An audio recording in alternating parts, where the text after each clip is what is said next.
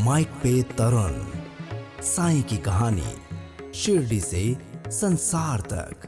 तो लिटरली मेरे सिर पे हाथ रख के कहते हैं कि बेटा घबरा मत, मां के और रक्षा कर लेता तरुण हूं। भाई इन बिटवीन 3 दिनों में हम मुंबई भी जाए, हम शिरडी भी जाए, बाबा के दर्शन भी हो गए, है ना। तो ये कहते हैं, इसे कहते हैं साईं का चमत्कार। चमत्कार।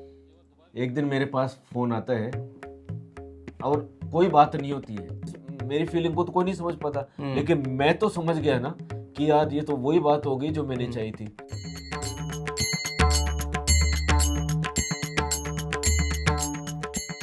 नमस्कार, ओम साई राम। माइक पे तरुण पॉडकास्ट में आपका बहुत बहुत स्वागत। और एक बार फिर से हमारी वो जो मुहिम जो हमने शुरू की है उसका आज दूसरा एपिसोड, और ये सिर्फ बाबा की कृपा से ही संभव है। साईं की कहानी शिरडी से संसार तक। पिछली बार निखिल कपूर आए, उन्होंने अपने जीवन में जिस तरीके से बाबा के आने के बाद जो परिवर्तन देखे, जो महसूस किए, वो सब बताए। और आज हमारे साथ में एक जाने माने टीवी न्यूज़ एंकर हैं केदार गुप्ता जी, और साथ ही साथ आप सरकारी स्कूल में सेवाएं दे रहे हैं, टीचर हैं।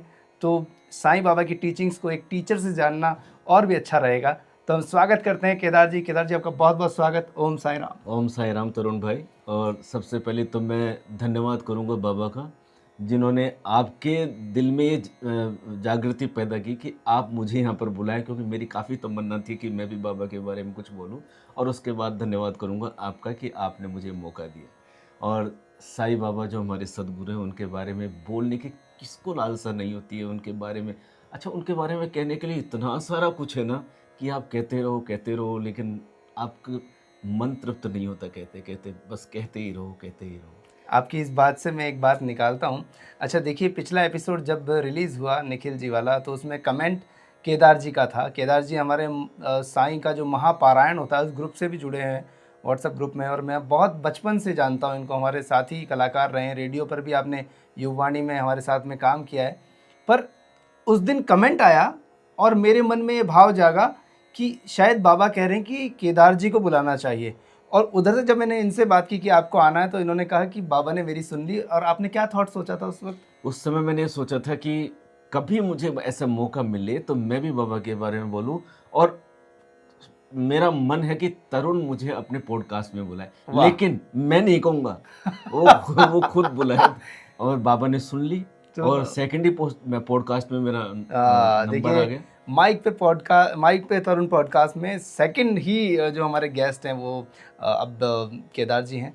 केदार जी, सबसे पहला सवाल मैं आपसे पूछ रहा हूँ, साईं बाबा और आपका जुड़ाव कब हुआ, कैसे वो शुरुआत हुई? ऐसा कहते हैं ना, साई ने भी लिखा है, मतलब साई सच्चरित्र में भी लिखा है हेमाड़ पंत जी ने जी, कि बाबा कहते हैं कि मेरा भक्त जिसको मुझे बुलाना होता है तो मैं उसको अपनी तरफ ऐसे खींच लेता हूँ, जैसे एक चिड़िया के पैर में धागा बंधा हो और उसको अपनी तरफ खींचा जाए। बिल्कुल सही है। बाबा कहते हैं कि अगर मेरा भक्त 7 समंदर पार भी होगा तो मैं उसको अपनी तरफ खींच लेता हूँ। ऐसा ही कुछ मेरे साथ हुआ। जैसा कि आपने बताया कि मैं टीचर हूँ सरकारी सेवा में, तो पहले मैं जयपुर से बाहर था जी। तो बड़े प्रयासों के बाद सन 2008 में मेरा जयपुर में ट्रांसफ़र हुआ। अब जयपुर में ट्रांसफ़र तो हुआ, लेकिन मेरा ऐसा हो गया कि मैं आज आसमान से गिरा तो खजूर में अटक गया। अच्छा। यानी जयपुर से, मेरे घर से 50-60 किलोमीटर दूर में ट्रांसफ़र हुआ। वहाँ जाने का कोई साधन नहीं, और साधन नहीं तो फिर मैं बाइक से जाता, और रोज़ाना स्कूल जाके और घर पे वाइफ को मैं फ़ोन करता कि मैं नौकरी छोड़ रहा हूँ।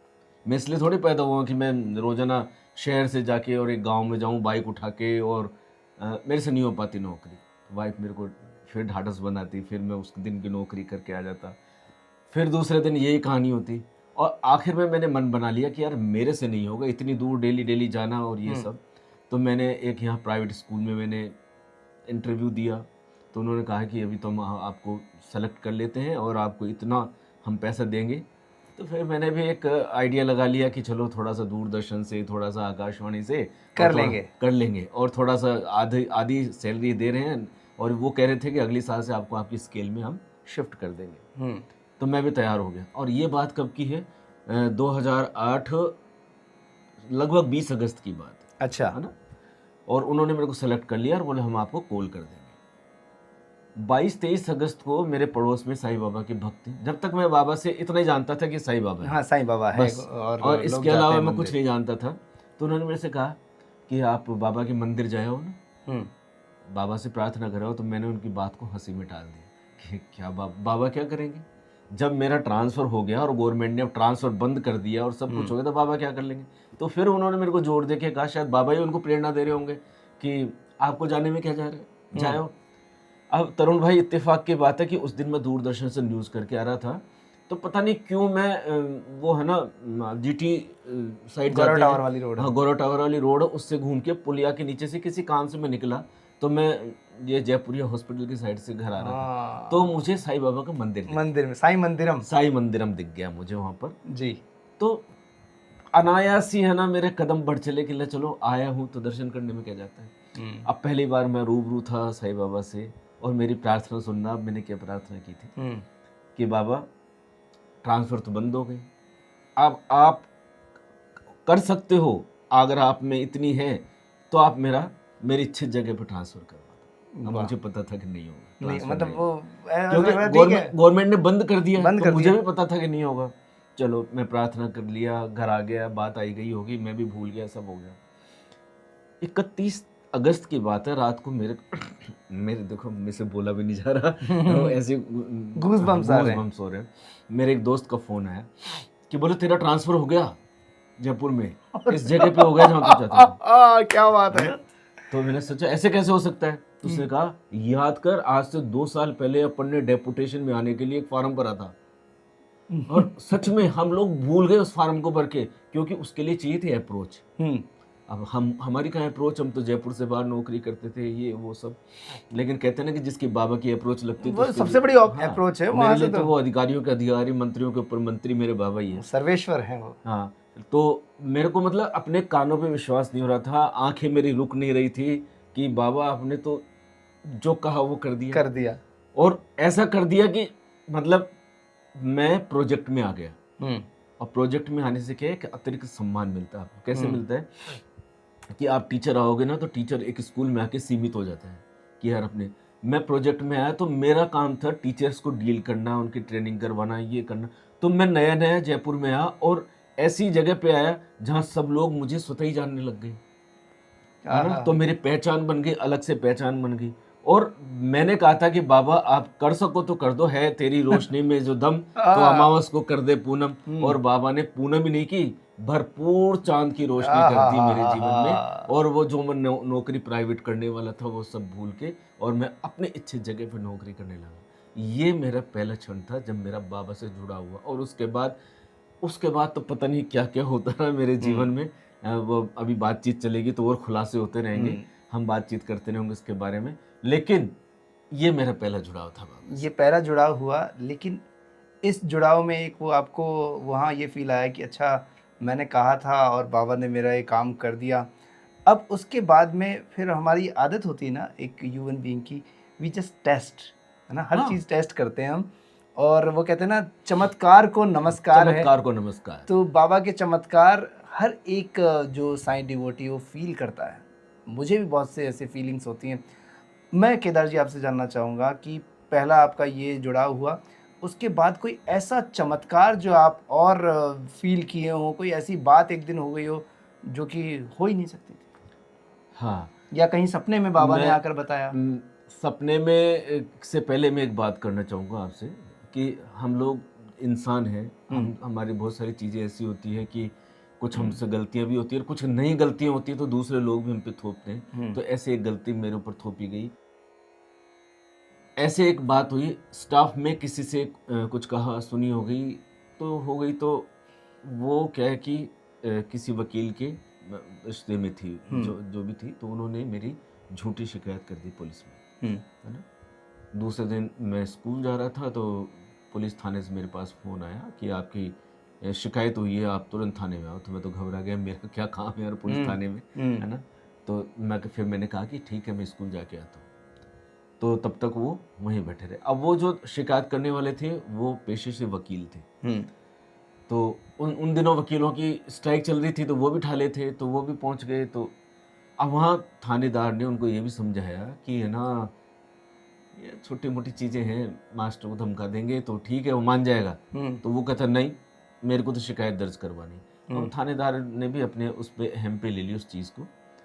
तो लेने के बाद उसने कहा कि ठीक है, शिकायत दर्ज करता हूँ मैं उनकी जांच करवाता हूँ। तो उन्होंने एक जो उनका एएसआई था उसको बुलाया, जो फील्ड ड्यूटी पे था, and he was dead honest person. आज भगवान ने उसको उठा लिया, वो दुनिया में नहीं है इस समय, लेकिन he was dead honest person, बाद में मुझे पता लगा। अब मैंने क्या, स्कूल में मैं जहाँ भी रहता हूँ ना, तो एक बाबा की छोटी सी फोटो तो मैंने अपने ऑफिस में लगा रखी थी। तो मैं जैसे ही वहाँ से फ़ोन आया तो मैं वहाँ खड़ा हो गया और मेरी आंख से आंसू आ गए। बाबा, जो काम मैंने किया ही नहीं, तो आप उसके लिए इतना बड़ा मेरे को क्यों कि पुलिस थाने से फ़ोन आ गया। बस मैं ये प्रार्थना करके रूम से बाहर ही आया था, इतनी देर में तो पुलिस की गाड़ी बाहर आ गई। ठीक है, और पुलिस वाला जिसको कभी मैंने देखा नहीं, जान पुलिस से अपना क्या वास्ता, कोई मतलब ही नहीं पड़ता, ऐसी दोस्ती वो आया लगती है। तो कहता है ये केदार गुप्ता कौन है। तो मैं गया और मेरी आंखों से आंसू आ गए, मुझे सर में। तो लिटरली मेरे सिर पे हाथ रख के कहते हैं कि बेटा घबरा मत, मैं आ गया। ये बाबा के वर्ड से, बेटा घबरा मत, मैं आ गया, और जो सही है वही सामने आएगा, इतना कह के। और मेरे को तो वहीं पे विश्वास हो गया कि बाबा आ गए ना, बस खत्म हो गई बात। और उसके बाद उन्होंने 5 दिन में ऐसी रिपोर्ट बनाई कि वो वकील साहब रिपोर्ट पढ़ के अपनी जेब में रख के घर वापस चले गए, है ना। तो ये इसे कहते हैं साई का चमत्कार। कोई पुलिस वाला आके ये कहते कि बेटा मैं आ गया, घबराना मत। मतलब वो कौन है वो? मतलब ऐसा लगता है ना कि डर लग रहा है उससे, और वो खुद ही आके कह रहा है कि don't worry, I am with you. मतलब सिर पे, लिटरली सिर पे हाथ रखा कि बेटा मैं आ गया, घबराना नहीं। दिस इज कॉल्ड साई चमत्कार। और क्या चाहते हैं आप बताइए? उसने अपने, पुलिस वाले ने अपनी जेब से हमको चाय पिलाई, इवन पानी तक नहीं पिया हमारा। नहीं, एक ऐसा माना जाता है ना कि यार अब तो आप चंबुल में फंस गए, पता नहीं क्या क्या होगा, लूट लेंगे, कुछ ना कुछ मांग लेंगे। कुछ मांग लेंगे।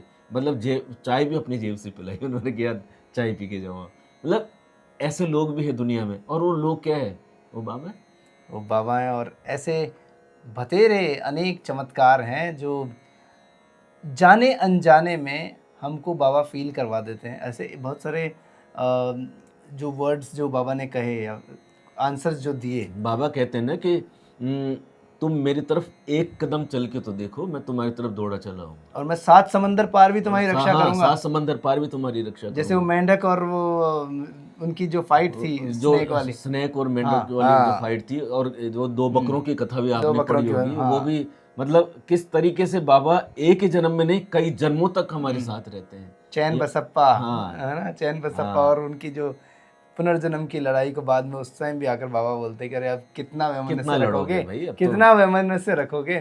तो अगर ये कहानियाँ आपने नहीं जानी है या इन चीज़ों को आपने नहीं पढ़ा है, तो प्लीज़ आपको श्री साईं सच्चरित्र पढ़नी चाहिए। अगर आप नहीं पढ़ सकते तो हमारे पॉडकास्ट चैनल पर हमने पूरा उसका पॉडकास्ट बनाया, 1 से लेकर 51 एपिसोड तक आप सुन सकते हैं और उन लोगों तक पहुंचा सकते हैं जो देख नहीं सकते या पढ़ नहीं सकते, लेकिन बाबा की चाहत जो है उन तक पहुंचनी चाहिए।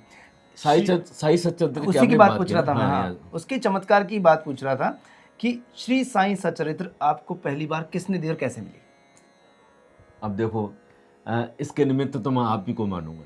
तरुण भाई, आपने मेरे से कहा कि यार ये चल रहा है, आप इससे जुड़ जाओ, तो मैंने भी अनभिज्ञता से जाहिर कर दी कि नहीं यार, मेरे से नहीं पाएगा। बोले क्या होता, आप जुड़ो तो सही। तो ठीक है, आपने मेरा नॉमिनेशन उसमें करवा दिया, और इसके लिए मैं आपको भी बाबा का ही वो मानूंगा कि बाबा ने भेजा था आपको मेरे लिए। और आपके कहने से, और हमारे दोनों के परम मित्र हैं विकास जेठानी जी, तो विकास जेठानी जी ने ग्रुप में जोड़ दिया, और उसके बाद मुझे आनंद आया। अब शुरू में तो मेरे पास क्या था कि मेरे पास बुक नहीं थी, तो आपने जो एपिसोड्स बनाए हैं उनके थ्रू मैंने पाठ करना शुरू किया। ऐप भी डाउनलोड कर ली थी, उसके थ्रू मैंने पाठ करना शुरू किया। अब आप चमत्कार देखिए, विकास जेठानी जी से आपके साथ एक ही बार मुलाकात हुई थी, उसके बाद आप जानते भी नहीं थे। कोरोना टाइम में एक दिन फ़ोन आता है विकास जेठानी जी का, बोले आपको साई सच्चरित्र की बुक चाहिए? मैं कहा हाँ। वाह वाह वाह, क्या बात है। ये तो मैं परसों सोच रहा था। और मैं कहा, फिर उन्होंने कहा आपको उदी चाहिए? मैं कहा, फिर मैंने उनसे ये कहा, मैं कहा आपको मेरे मन की बात कैसे पता लगी? कि मेरे पास ऊदी खत्म हो रही है, मेरे पास मैं क्या जनरली बाबा की ऊदी हमेशा अपने पास रखता हूँ। और जब भी शिरडी जाता हूँ तो 4-5 पुड़िया एक्स्ट्रा लेके आता हूँ कि मैं नेक्स्ट टाइम जब तक जाऊँ, जब तक मेरा काम चलता रहे। और मैं डेली बाबा की ऊदी से तिलक करना, बाबा की ऊदी लेना, ये सब मैं काम करता हूँ। और बाबा की ऊदी की बदौलत ही आज तक भगवान ने मेरे को बचाया है, बाबा ने बचाया कि मेरे को कोई गोली दवाई लेने की जरूरत नहीं पड़ती। ये मेरा विश्वास है। शाबाश, क्या बात, ये मेरा विश्वास है। अब लोग हंस सकते हैं कि यार आप पढ़े लिखे हैं, ऊदी से क्या होता है, लेकिन उनके लिए नहीं होता है।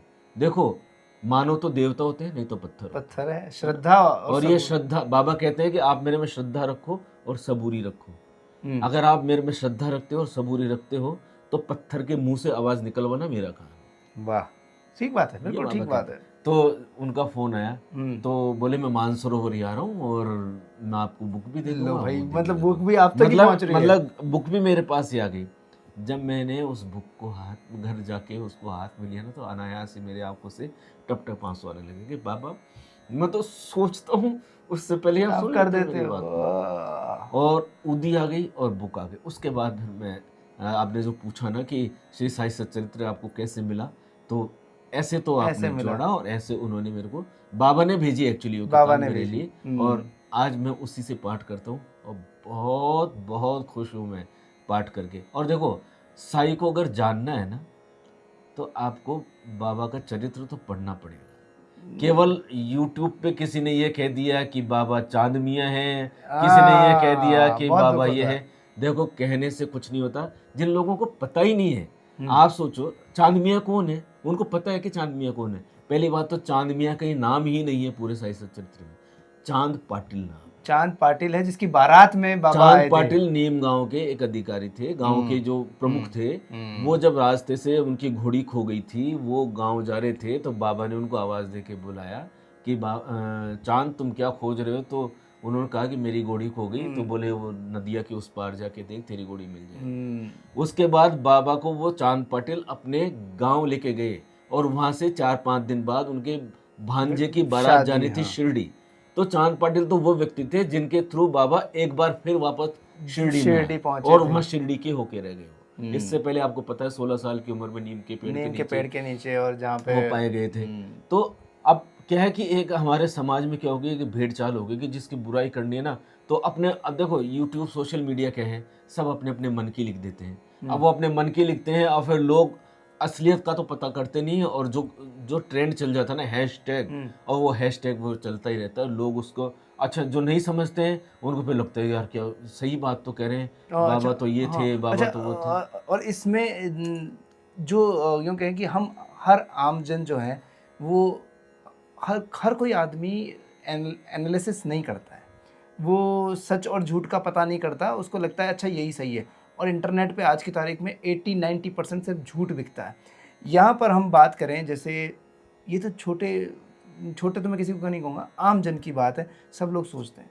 पर इतने बड़े बड़े जो ऋषि तो नहीं कहूँगा, मुनि, कोई जैन मुनि, कोई वो अपने आप को कहते हैं कि भाई साहब मैं महामंडलेश्वर हूँ या शंकराचार्य हूँ, और फिर उसके बाद में शंकराचार्य और उनकी फ़ोटो लगा देते हैं कोई, और उधर बाबा की, और बाबा के बारे में ऊट पटांग लिख देते हैं, बोले शंकराचार्य ने कहा, जबकि उन्होंने कहा है कि नहीं कहा है इसकी कोई सत्यापित ही नहीं करता। देखो क्या होता है ना कि आज आपने सही कहा कि इंटरनेट पे झूठ ज्यादा बिकता है, क्योंकि आप सच बेचने जाओगे ना तो सच तो देखो खुरदरा होता है, है ना, सच तो खुरदरा होता है। झूठ क्या होता है कि चिकना और ऐसे उसके पंख लगे करने वाला होता है कि लोगों को आकर्षित करता है। जब तक आप किसी चीज की तह में नहीं जाओगे तो आपको उसके बारे में कुछ भी पता नहीं लगेगा। और मैं अभी कह रहा हूँ, चलो मैं आपके साथ बात कर रहा हूँ, मैं कह रहा हूँ, आप मेरी बात मत मानो, लेकिन आप जब मैं कह रहा हूँ तो उसकी तह में तो जाओ, समझो तो सही। और चमत्कार, देखो चमत्कार को महसूस करने के लिए आपके दिल में एक जिज्ञासा होनी चाहिए, आपकी श्रद्धा होनी चाहिए, और थोड़ा सा आपको धैर्य भी होना चाहिए, आपको महसूस होगा। मैं गारंटी की बात कहता हूँ, आप ऐसे 4-5 लोग मेरे को ढूंढ के बता दो जो पूरी श्रद्धा के साथ शिरडी गए हो और उनकी मनोकामना पूरी नहीं हुई हो। ऐसा और मैं आपसे नहीं कह रहा, मैं कई लोगों से कह चुका, 4-5 लोग ढूंढ के बता दो, वो कहते हैं यार ऐसा तो कोई नहीं है। ऐसा किसी के साथ में भी नहीं हुआ कि काम नहीं हुआ हो। बाबा की पूजा होती है सुबह 4:30 या 4 बजे से काकड़ आरती से लेके रात को शयन आरती तक, पूरे टोटल टाइम सनातन पद्धति से पूजा होती है, वही हमारे वेदों के मंत्र और ऋचाएँ गाई जाती है, उन्हीं उसी तरीके से आरती होती है, बाबा के वहाँ धूनी प्रज्वलित रहती है, सब काम तो वही होते हैं। तो फिर और क्या प्रमाण चाहिए आपको? आप सिर्फ इसलिए कहोगे कि यार हमारी पूछ कम हो रही है तो हम दूसरे की बुराई करके और हमारी दुकान ज्यादा चला ले, तो देखो ये तो गलत बात है। चमत्कार को नमस्कार है, हमने पहले भी कहा, आप चमत्कार करो ना, लोग आपसे जुड़ेंगे। बिल्कुल जुड़ेंगे। एक बाबा है जो पर्ची निकाल के और आपके मन की बातें जान लेते हैं, वो चमत्कार कर रहे हैं ना, कर रहे हैं, तो लोग अपने आप जुड़ रहे हैं जानते हैं। उनसे। हम लोग बागेश्वर धाम पे हर कोई जाना चाहता है, हर कोई जाना चाहता है। इधर सीहोर, तो इसका सीहोर मतलब पे जाना इसका मतलब ये थोड़ी है कि हम ये कहते हैं कि नहीं बागेश्वर धाम वाले तो ऐसे हैं और ये नहीं। जो चमत्कार करेगा, अच्छा वो तो सामने चमत्कार कर रहे हैं, बाबा के चमत्कार ऐसे होते हैं कि आपको है ना दिखते नहीं है, महसूस होते हैं। ये पता है, ये इन चमत्कारों का जो सवाल जवाब वाली वेबसाइट भी है, जैसे किसी को कोई प्रॉब्लम हो, asksaibaba.com करके है, तो साईं बाबा फॉर यू करके भी है, तो आप वहाँ जाएं, 1 से लेकर 720 के बीच में कोई भी अंक आप सोचें, कोई अपनी परेशानी सोचें, आंसर डालें तो उसमें आंसर आता है। अब वो आंसर आने के बाद में वहाँ नीचे लिखा होता है कि हो सकता है ये जवाब आपको इस वक्त उचित नहीं लग रहा हो, पर ये आपको आगे भविष्य में मालूम चलेगा कि साईं बाबा जो कह रहे हैं बाद में वो सही निकलने बिल्कुल वाला है। सही बात है। और मैं तो ये कहूँगा कि आपको कहीं जाने की जरूरत नहीं है, आप तो सिर्फ खुद फील कीजिए ना, आपको खुद को पता लग जाएगा। तरुण भाई, इस बात से मेरे को एक बात बताइए, ध्यान में प्लीज आई। बताइए। एक दिन है ना, दोपहर का टाइम था, मैं बहुत भीड़ थी सड़क पे और मैं सांगानेर से मानसरोवर आ रहा था, ठीक है। और जैसे ही वो जो ब्रिज नहीं है, ब्रिज को क्रॉस करते ही मेरी गाड़ी थी, मेरे पास वैगनआर थी उस समय, और चलते चलते अपने आप बंद हो गई, ठीक है।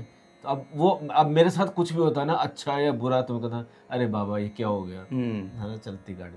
तो ठीक है, अब मैंने सोचा कि अभी बीच सड़क पे गाड़ी है, इसको साइड में तो करूं। तो मैं गाड़ी में से उतर के और एक हाथ से मैं स्टीयरिंग घुमा रहा हूँ और एक हाथ से धक्का लगा। किससे कहूँ मैं धक्का लगाने के लिए, बताइए आप। तो मैं गाड़ी को साइड में लिया, तो मुझे पता लगा कि पीछे से कोई धक्का लगा रहा है। और जब गाड़ी साइड में आ गई तो एक लड़का होगा 25-26 साल का, तो वो धक्का लगा के और गाड़ी को साइड में करवा दी उसने। और फिर मेरे से कहते हैं कि अंकल आप बैठो और बोनट खोलो इसका। जैसे मैंने बोनट खोला, उसने पता नहीं क्या किया, गाड़ी स्टार्ट हो गई। तो मैं समझ तो गया, लेकिन अब वो एक झिझक होती है ना कि डायरेक्ट कैसे कहूँ मैं। तो मैंने कहा, फिर तो मैंने उसको इतना ही कहा कि यार आप तो मेरे लिए भगवान बन के आ गए। तो वो जस्ट उन्होंने मेरे से हाथ मिलाया और सिर्फ इतना कहा कि रास्ते चलते लोगों की मदद करने में मुझे आनंद मिलता है, ठीक है। इतना कह के तरुण भाई, मेरी गाड़ी जैसे यहाँ खड़ी है, मेरी गाड़ी से 20 कदम आके उसकी बाइक खड़ी थी, वो गया बाइक उठा के और वो चला गया। अब आप ये सोचो कि मेरी गाड़ी के धक्का लगाने के लिए, और कैसे तो उसको पता था कि मेरी गाड़ी कहाँ जाके रुकेगी, उससे भी 20 कदम आगे उसकी बाइक खड़ी थी। कब उसने बाइक खड़ी करी होगी और कब आके उसने मेरे धक्का लगाना शुरू किया होगा गाड़ी के, और कब साइड में करी होगी गाड़ी को। तो ये सब चीजें ऐसी हैं जिनको हम ये नहीं कह सकते कि चमत्कार है या नहीं है, लेकिन उनको महसूस करना पड़ता है कि यार ये तो चमत्कार ही तो था। अब इसमें एक चमत्कार मैं बताता हूँ गाड़ी से रिलेटेड। मेरे पास स्विफ्ट थी उस वक्त, और छोटी गाड़ी होती है स्विफ्ट, ज़्यादा बड़ी तो होती नहीं। तो अब उस दिन बहुत बारिश हुई, सुबह सुबह धरती धुरारी डीडी राजस्थान के लिए शो के लिए जाना, और लाइव होता था शो, तो बड़ी भाग दौड़ थी। रात भर में पानी बरस गया, तो मेरे घर से निकलने के बाद में रोड बिल्कुल सीधी खाली रहती है, पर कभी ये ख्याल नहीं आया कि थोड़ी सी बीच में ऐसा थोड़ी सी ढलाई भी आती है और थोड़ा खालीपन भी है एक तरफ, तो लेकिन कभी रोड के उधर गए ही नहीं थे। हुआ ये कि रात भर बारिश हुई तो वो वहाँ पानी जम गया होगा। मैंने सोचा सीधी रोड है अपनी, चलने दो। मैं गया तो मेरी बोनट तक पानी, मतलब वो डल में यूँ गया, और उसके बाद में वो जो साइलेंसर में पानी चला गया और गाड़ी मैंने फुल मारी तो अभी बंद हो गई। अब पानी ऐसी कंडीशन में अगर आपके साइलेंसर से इंजन में चला जाता है तो गाड़ी क्या स्टार्ट हो सकती है? कोई भी मैकेनिक कहेगा बिल्कुल इट्स इम्पॉसिबल। बट मैं वहाँ पर उस टाइम मैंने कहा बाबा आज तो ऐसी तैसी हो गई, आज तो बहुत बड़ा काम हो गया, इंजन खुल जाएगा और बहुत खर्चा होने वाला है। तो मैंने गाड़ी को स्टार्ट करने की कोशिश करी, नहीं हुई। फिर मैंने बाबा का नाम लिया, मैंने बाबा आज अगर इसमें से निकाल दो तो मतलब जीवन बच जाए, मतलब वैसे ही खर्चा बहुत ज़्यादा हो रहा है।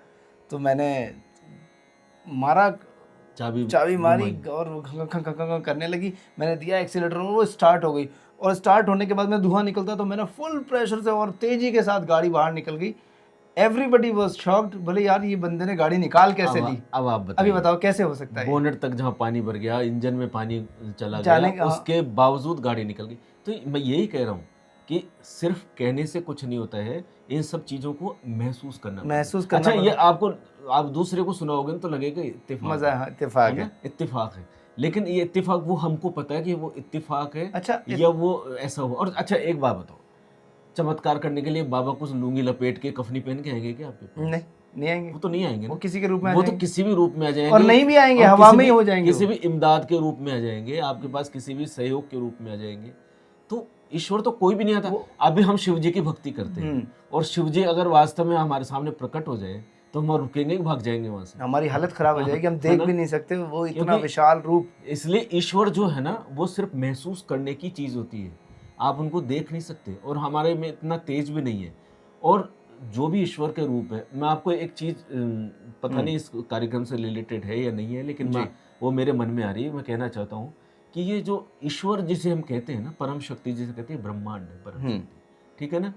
अब जैसे एक 440 वोल्ट की बड़ी लाइन होती है, उसमें से बिजली जाती है, तो क्या हम डायरेक्ट उसमें से कनेक्शन लेके घर में लाइट जला सकते हैं? नहीं जला सकते, नहीं जला आग सकते। लग जाएगी, वायर आग जल लग जाएंगे जाएगी, सारे। वायर क्या, हम खुद ही जल जाएंगे। तो उसके लिए क्या करना पड़ता है, लाइट को छोटे ट्रांसफार्मर में उसको ट्रांसफर किया जाता है। उसके बाद उसमें जो भी एसी डीसी जो भी टेक्निकल वोल्ट्स वगैरह, लैंग्वेज है, वो उससे फिर लाइट हमारे यहाँ आती है। तो ऐसे क्या होता है कि ब्रह्मांड में इतनी अपार शक्ति है कि हम डायरेक्ट अगर उससे अटैच होंगे ना, तो हमारी बस की नहीं है कि हम ब्रह्मांड की शक्ति को हम ग्रहण उसी कर में पाएं। लीन हो जाएंगे, है ना? बोले भगवान हम दिख गए ग्रहण- तो गए। तो उसके लिए क्या होता है कि ये जो चाहे हम राम कहें, कृष्ण कहें, या साईं बाबा कहें, या और भी कोई होते हैं, ये वो लोग हैं जो ब्रह्मांड की शक्ति को हम अपने अंदर समाहित करते हैं, और या सदगुरु भी कह मीडिएटर सकते है, हैं। ये हाँ, ये मीडिएटर मीडिएटर है, ये उसकी ये ट्रांसफार्मर इस है। इंटेंसिटी उसकी कम करके हमको जितनी चाहिए उतनी दे देते हैं। उतनी देते हैं। यानी एसी डीसी जो होता है ना, एसी को डीसी में, या ये डीसी ऐसे वो मैं नहीं जानता, हाँ, कोई बात है ना, तो उससे वो ट्रांसफर करके उसको हमारे घर में जलने लायक ट्यूबलाइट और एसी चलाने लायक लाइट में बदल के हमको देते हैं। सदगुरु भी हम उसमें कह सकते हैं, सदगुरु भी वही काम करते हैं। लेकिन वो लोग होते हैं जिन्होंने अपने आप को साध लिया है। अब हर व्यक्ति तो साध नहीं सकता ना अपने आप को, तो उन लोगों से हम लाइट लेते हैं, यानी वो एनर्जी लेते हैं, और एनर्जी को हम जीते हैं। दूसरी बात मैं कहना चाह रहा हूँ कि जैसे ये जो ब्रह्मांड है, 10 तरह की कंपनियां हैं, मोबाइल कंपनियां हैं, लेकिन सिम तो आपकी वही काम करेगी ना जिस कंपनी का आपने कनेक्शन लिया है। बस नंबर तो आपका वही बजेगा ना जिस नंबर को आपने घुमाया। अब मेरे अंदर अगर साईं की सिम लगी हुई है तो साईं से तो ही वो आपका चमत्कार वही करेगा जिसके प्रति आपकी श्रद्धा है। हम शुरू से देखते, सुनते, पढ़ते आए हैं कि है ना, बाबा बहुत सारे लोगों के पास प्रत्यक्ष रूप से पहुंच जाते हैं, बहुत सारे लोगों के पास किसी रूप में पहुंच जाते हैं, और बहुत सारे लोगों की समस्याओं को सपने के रूप में वो कर देते हैं, है ना, समाधान कर देते हैं। तो ऐसा कभी ऐसा तो नहीं हुआ कि बाबा खुद ऐसे सपने में आए खुद और मैंने उनको ऐसे देखा, लेकिन ऐसा ज़रूर हुआ है कि है ना, जो मैंने कुछ सोचा और बाबा प्रत्यक्ष रूप से ही किसी भी रूप में मेरे पास आए। तो कोई ऐसा वाकया हो तो बताओ। हाँ, ऐसा वाकया मैं आपको बताऊं। देखिए कि अभी 1.5 साल पहले माता जी मेरी शांत हुई थी। तो उनका जो वो सब कर्मकांड करके हम जब घर आ रहे थे तो खाना होने वाला था रिश्तेदारों का। तो मेरे दिमाग में एक बात चल रही थी कि वो कैसे हेमाड़पंत जी ने होली का खाना किया था और बाबा से कहा था कि बाबा हमारे घर आना आप खाना खाने के लिए, और बाबा ने कहा था कि मैं आऊँगा। तो मेरे दिमाग में पता नहीं कैसे वो बात घूम रही थी, तो मैंने कहा कि काश मैं बाबा को भोग लगाऊं, लेकिन वो क्योंकि उन दिनों में ऐसा कुछ लगा नहीं पाते, हम अपने सनातन रिचुअल्स में से मानते हैं कि भाई भगवान को, तो ना ठीक है अब घर आ गए। और जैसे ही हम लोग खाना शुरू करने वाले थे तो एक लेडी आती है ना, उन लेडी को मैंने कभी नहीं देखा हमारे मोहल्ले में, कॉलोनी में घूमते हो, और उसके बाद भी कभी नहीं देखा। और लेडी आके कहती है कि मुझे खाना चाहिए। क्या बात है, बाबा खुद आ गए और है ना, खाना चाहिए। और मेरा मन, अब कोई तो समझ नहीं, मेरी फीलिंग को तो कोई नहीं समझ पाता, लेकिन मैं तो समझ गया ना कि यार ये तो वही बात होगी जो मैंने चाहिए थी, कि बाबा इस महिला के रूप में आ गए। मैंने तुरंत फौरन है ना उनके लिए खाने का इंतजाम किया और बोले मैं खाना लेके जाऊंगी। तो ठीक है, वो लेके चले गए। यानी मेरी बात ये भी रहेगी कि चलो इनके घर में ऐसा काम हुआ है तो यहाँ भी नहीं खाना, और इसने ये सोचा है कि बाबा को खाना खाना चाहिए तो वो खाना लेके वहाँ से चले गए। मेरा मन इतना प्रफुल्लित हुआ ना कि बस शाम तक तो मैं इसी उसमें रहा कि यार आज तो मजे आ गए, बाबा आ गए और अपना अपना चमत्कार दिखा गए। आज तो मजे आ गए। इस तरीके से मैं सोचता रहा। तो ऐसे बहुत सारी चीजें हैं। अच्छा, एक चमत्कार जो मैं आपकी लाइफ में, जब मैं आपकी क्योंकि पर्सनल लाइफ में भी थोड़ा सा दखल रखता हूँ, मुझे मालूम है भाभी जी का जॉब एक बहुत बड़ा चमत्कार था। हाँ, आपने तो देखा हो कितनी वो मेहनत कर रही थी, और एक वो क्या लेक्चरर बनना चाहती थी, तो वो लेक्चरर बनना चाहती थी और उसके लिए वो पूरे प्रयास भी कर रही थी। अब वो क्या, उनका सब्जेक्ट केमिस्ट्री है, तो साइंस वालों को जनरली क्या होता है ना कि जीके वगैरह थोड़ा वीक होता है, लेकिन केमिस्ट्री में अच्छा था उनका। तो एक साल उन्होंने वो जो प्राइवेट कॉलेज में लेक्चरर का काम करती है सब छोड़ छाड़ के,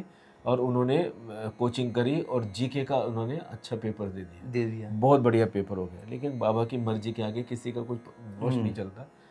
जिस दिन केमिस्ट्री का पेपर होना था ना, उस दिन पेपर होना था शाम को, नहीं सॉरी, पेपर होना था सुबह की शिफ्ट में, सुबह ही होता है। और वो पेपर देने के लिए पहुंचे दूसरी शिफ्ट में शाम को। तब तक तो पेपर भी हो चुका था। यानी बाबा ये कहीं नहीं चाहते थे कि वो लेक्चरर बने मेरी तरह, मतलब वो टीचिंग जॉब में जाए। तो अब क्या करे, वो खूब परेशान हुई रोई। तो मैंने कहा कि इसमें भी कुछ न कुछ तो अच्छा ही छिपा होगा।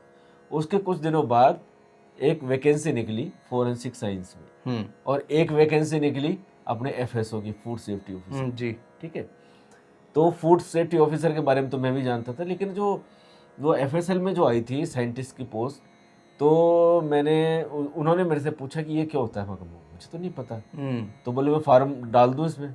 मैं कहा अगर एलिजिबल हो तो डाल दो, होगी तो देख लेंगे कौन से तुम पास ही हो रही हो। मैंने कहा कौन से तुम पास ही हो रही हो, और 4 पोस्ट के लिए निकली तो कौन से तुम हो ही जाएगा। बहुत नेगेटिव सोचते हो। नहीं, नेगेटिव नहीं सोचा मैंने, वैसे बातचीत के लहजे में कह दिया कौन सा हो ही जाएगा। भाई अब देखो उसमें पेपर नहीं दे पाई तो कौन सा हो ही जाएगा। उन्होंने भर दिया। बहुत अच्छी बात है। पेपर दे के आई और पता लगा कि 4 में से सेकंड रैंक उनकी आई, सेकंड रैंक उनकी आई है। देखो आप, तो ये है, क्योंकि उन्होंने बाबा से कहा था, मेरे से कहा था कि आप तो बाबा से इतने प्रे करते हो, मेरे लिए भी करते हो। बाबा को पता नहीं है कि, मैंने कहा बाबा को पता नहीं है कि, बाबा को पता है कि हम उनके बच्चे हैं तो क्या करना है। तो उनको वो फोरेंसिक साइंस में हो गया और FSO में भी पास हो गए। और तरुण भाई 2019 में FSO में वो पास हुई थी, और उनके बीच में क्या हुआ, 2020 में नई वैकेंसी आ गई, 2019 वाली पता नहीं क्यों ठंडे बस्ते में चली गई। और अभी वो कल परसों ही मेरे को बता रही थी कि जो 2019 के FSO की पोस्टिंग भी अब मिलने वाली है। इससे पहले वो 2020 में वो साइंटिस्ट बन चुकी फोरेंसिक साइंस में। और मजे की बात यह है कि इन बिटवीन 5 इयर्स वो अपनी अगली रैंक पे जाने वाली है, यानी उनका प्रमोशन होने वाला है। देखो बाबा के चमत्कार अनंत हैं। मतलब जानो, समझो, परखो, ठोक बजाकर आप देखो, चेक करके, बाबा आपको कभी निराश नहीं करेंगे। हाँ, बाबा तो कहते हैं ना कि मेरी शरण आ खाली जाए, हो तो कोई मुझे बताए। बिल्कुल। और भार तुम्हारा मुझ पर होगा, वचन न मेरा झूठा होगा। बाबा तो चैलेंज करके कहते हैं। बस देखो उसके लिए क्या होता है ना तरुण भाई, कि हमको उसके योग्य बनाना पड़ता है। अब आप किसी डॉक्टर के पास जाओ, आपकी बीमारी हो रही है और डॉक्टर के पास जाओ, और आप गोली डॉक्टर लिख रहे हैं और आपको भरोसा भी नहीं है कि ये मेरे को क्या ठीक कर लेगा, तो फिर आपको कितनी अच्छी दवाई दे वो आपको असर नहीं करेगी। और जिस पे आपको भरोसा है ना, तो वो आपको मीठी गोली भी लिख के दे देगा ना, तो आप ठीक होने लग जाओगे। क्योंकि काम आपकी मानसिकता करती है। अपन अपनी सोच पे ही डिपेंड करता है। और जब एक चीज और, जब हम सोच लेते हैं कि मुझे शिरडी जाना है, तो कैसा लगता है? अरे ये अपने आप खींचे नहीं चले जाते? मैं आपको बताऊं, मैं वाकया बताऊं, मेरे साथ हुआ, आपने बिल्कुल मेरे मुंह की बात छीन ली। अभी कब की बात है, 2-3 महीने पहले की बात है। तो मैं तो क्या बाबा से यूं ही कह रहा था कि बाबा आप तो बड़ा कहते हो कि मेरे भक्तों को मैं ना जो 7 समंदर पार से भी बुला लेता हूँ, और ये है वो है, और 3 साल हो गए मेरे को शिरडी आए, आप मेरे को शिरडी नहीं बुला रहे। अब मुझे भी पता कि जाऊँगा तो मैं, बाबा क्या, लेकिन ऐसे बैठे बैठे है ना, मैंने ऐसे कह दिया। उसके दूसरे दिन मेरे एक साधु जी मुंबई में रहते हैं, उनका मेरे पास फ़ोन आया कि हमने एक फ्लैट लिया है, एक और नया, उसका हम गृह प्रवेश करने वाले हैं, तो 2 दिन बाद ही उसका गृह प्रवेश। तो मैंने भी मना कर दिया, वो 2 दिन में कैसे संभव होगा, नहीं हो पाएगा। तो उन्होंने भी मान लिया, स्वीकार कर लिया कि वास्तव में कैसे आएंगे एकदम से। हाँ। तो उसी दिन शाम को मेरे साले साहब का फ़ोन आता है मेरे पास। बोले आपके साडू जी तो वो कर रहे हैं, गृह प्रवेश कर रहे हैं, आप नहीं चलोगे क्या? मैं कहा यार कैसे संभव होगा? तो उन्होंने क्या ग्लोस्टर गाड़ी ली थी अभी कुछ दिनों पहले, तो मॉरिस गैरेज वाली। हाँ मॉरिस गैरेज वाली। तो मेरे से कहते हैं कि अगर आप हुक्म दो तो चलते हैं अपन अपनी गाड़ी से। तो फिर मैंने कुछ नहीं सोचा, मैंने सोचा बस शिरडी चलो तो चले यार, ऐसे तो मजे नहीं आएंगे इतनी दूर भी जाए। तो बोले आप तो हुक्म करो, शिरडी चल के आ जाएंगे। क्या बात है, क्या बात है। देखो तो बाबा ने मैंने कहा इंतजाम कर बाबा दिया। आपने तो इंतजाम कर दिया मेरा बुलाने का। और मेरे तो वही चीज दिमाग में आ रही थी कि है ना कि मैं 7 समुंदर पार से भी मेरे अपने भक्तों को बुला खींच लेता हूँ, हूँ। उसकी और रक्षा कर लेता तरुण हूँ। भाई इन बिटवीन 3 दिनों में हम मुंबई भी जाए, हम शिरडी भी जाए, बाबा के दर्शन भी हो गए और मेरे मन की जो कामनाएं हैं सब पूरी हो गई। और मेरी सबसे बड़ी कामना थी, वह बाबा के दर्शन जब हो जाते हैं ना तो मेरे मन में क्या कामना होती है क्या नहीं होती है वो सब पूरी। अच्छा, दर्शन सामने शिरडी मंदिर में आपने एंट्री की, आपको ठीक सामने बाबा दिख रहे हैं, क्या फील होता है? वो फीलिंग्स अलग होती है। वो फीलिंग्स ऐसे होती है कि है ना मैं कहाँ से कब से बाबा से मिलना चाह रहा था और बाबा कब से मेरे को बुला रहे थे, और है ना आज मैं सामने खड़ा हूँ बाबा के।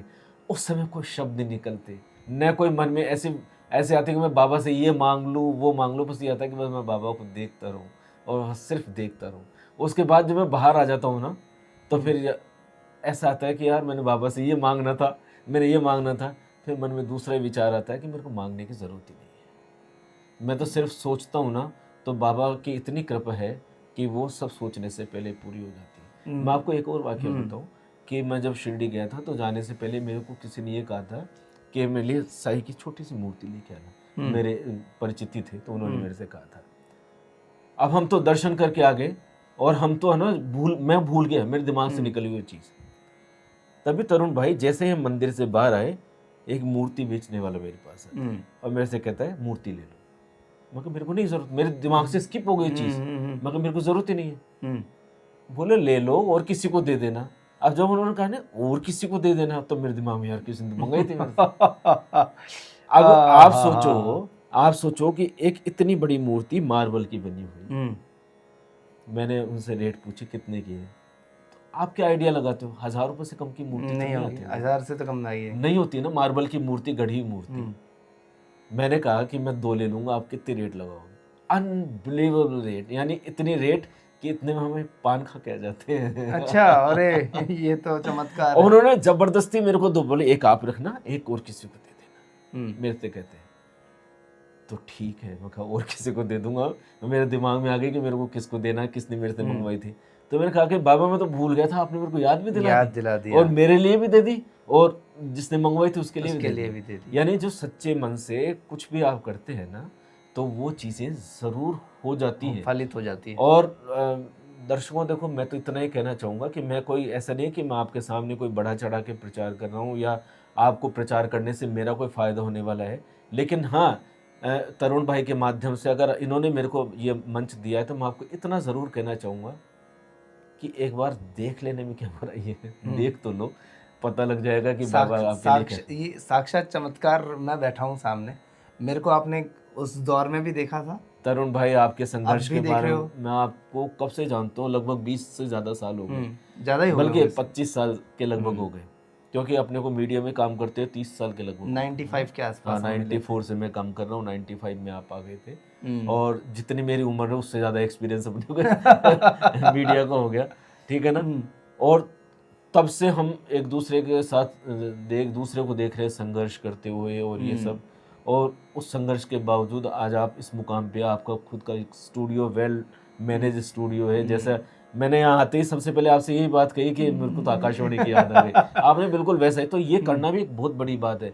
और तरुण भाई ये आप मेरा विश्वास करके देखिए, आप मेरे को फ़ोन करके ज़रूर बताना आज से 2 से 3 साल बाद आप किस मुकाम पे होंगे, वो भी बाबा का चमत्कार आप देखना। आप निश्चित रूप से बस आप बाबा की बातों को इस माध्यम से आप हमारे दर्शकों तक, हमारे जो हमसे जुड़े हुए लोग हैं उन तक आप पहुंचाते रहेंगे। आपको देखना, आपको सुनने वालों की, देखने वालों की तादाद किस संख्या में बढ़ती है नहीं, ना? मेरा तो यही मकसद है कि जो भी साईं डिवोटी है और साईं बाबा से जुड़े कई अनुभव हैं, सबके पास में हैं, पर वो सबके पास अपने थोड़े जानकार तक बता के ही रुक जाते हैं, आगे दुनिया तक नहीं पहुंच पाते। तो मैं यही चाहता था केदार जी कि एक ऐसा मंच हो जहां पर वो अनुभव सबके साथ साझा किए जाएं और ये एक तरीके से बाबा की बात, बाबा की लेकिन कहानी यहाँ जगह सोचो कि जगह आप चाहते थे, ये मतलब मैं आप तो माध्यम हो। वो चाहते थे। चाहता तो वही है।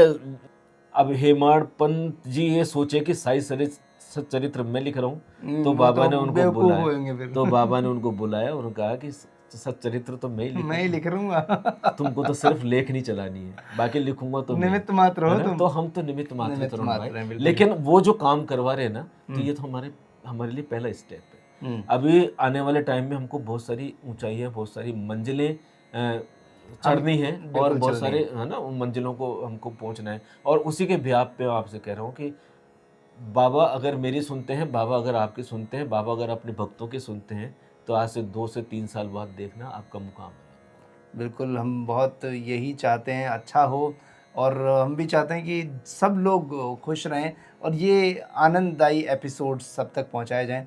एक जैसे मेरी चाहत है कि जैसे आप भी महापारायण से जुड़े हुए हैं, तो और आपसे मिलना कैसे हुआ, बातचीत वो सब आपको पता चल गई, लेकिन जो मुझे नहीं जानते या कभी कोई वास्ता ही नहीं हुआ, लेकिन साईं कनेक्शन तो है कहीं ना कहीं, तो अगर आप भी इस पॉडकास्ट पर आकर अपने अनुभव, अपनी बातें, अपने सपने, अपने किस्से जो साईं बाबा ने आपको एक अनुभव के रूप में दिए वो बताना चाहते हैं, तो ये मंच आपका है, ये सीट आपकी है। आज केदार जी हैं, कल आप भी हो सकते हैं। तो अपना नाम, अपना मोबाइल नंबर, ये दोनों, या मोबाइल नंबर नहीं डालें तो अपना ईमेल आईडी ज़रूर उस पर डालें, कमेंट बॉक्स में डालें। कमेंट बॉक्स में डालें।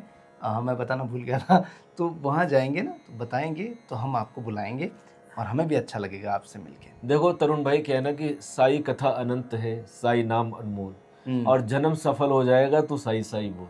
यही बातें हम करने के लिए इस मंच पर आपको बुलाते हैं।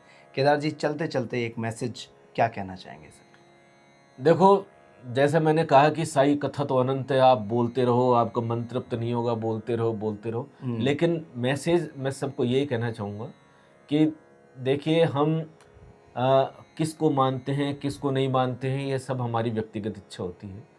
लेकिन हम किसी के लिए दुष्प्रचार करते हैं तो ये हमारी व्यक्तिगत इच्छा नहीं है, ये हम किसी के बहकावे में आके कर रहे हैं, या हमारे को ज्ञान नहीं है, अज्ञानता में कर रहे हैं। अज्ञानतावश कर रहे हैं। तो हमारा जो मकसद है ना आज ये है कि हम आपको, ये नहीं कि हम आपको चमत्कारों के बारे में बताएं, वो तो आप खुद ही फील कर लोगे जब आपके जीवन में होंगे। लेकिन जो अज्ञानतावश, जो ये सोशल मीडिया पे किसी ने कुछ भी हैशटैग चला दिया, किसी ने किसी दूसरे संत महात्मा की फ़ोटो लगा के और कुछ भी कह दिया और आप उसको मानने लग जाते हो, तो बिना तथ्यों के दुष्प्रचार करना ये गलत बात है। बाबा आपसे कभी आके, बाबा कभी किसी का बुरा नहीं करते। आप बाबा को गालियां भी दोगे ना, तो भी बाबा आपका बुरा नहीं करेंगे। लेकिन अगर आप बाबा को मानोगे, बाबा में भरोसा रखोगे, तो बाबा आपके जीवन को क्या से क्या कर देंगे, और ये आप अपने जीवन में खुद अनुभव करके देखेंगे। और ये अनुभव जो हैं वो हमेशा आपके साथ रहेंगे। अब केदार जी, आप यहाँ पर आए, बहुत अच्छा लगा। ओम साई राम। और ये हमने निखिल जी के साथ में भी हमने शुरू किया था, लेकिन उसका वीडियो हम नहीं बना पाए थे। और ये एक छोटी सी साईं बाबा की तस्वीर जो है 3D में, ये आपको हम भेंट करते हैं।